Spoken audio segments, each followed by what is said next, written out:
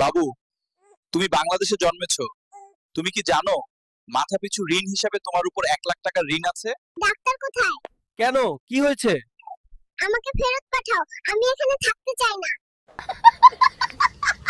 বাবু, জন্মেই কিসের এত টেনশন?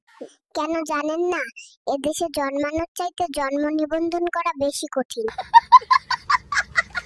বাবু, তুমি তোপসই জন্ম নিলে, এখন তুমি কি করছো? আমি তো হাগু আর হিসু দুটোই করেছি, পারলে আমার ডায়াপারটা পাল্টে দাও।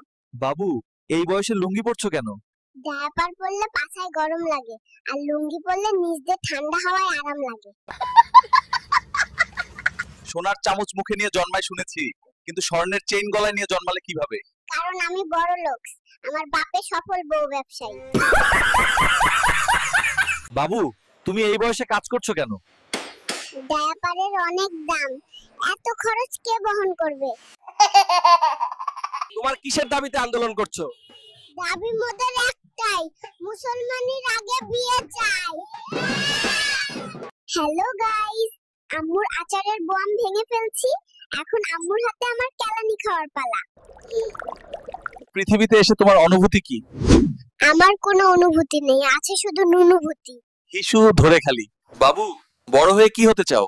প্রথমে বিয়ে করব, তারপর টিকটকে অ্যাকাউন্ট খুলে বউ ব্যবসায়ী হব, থুকু কাপল ভিডিও বানাবো।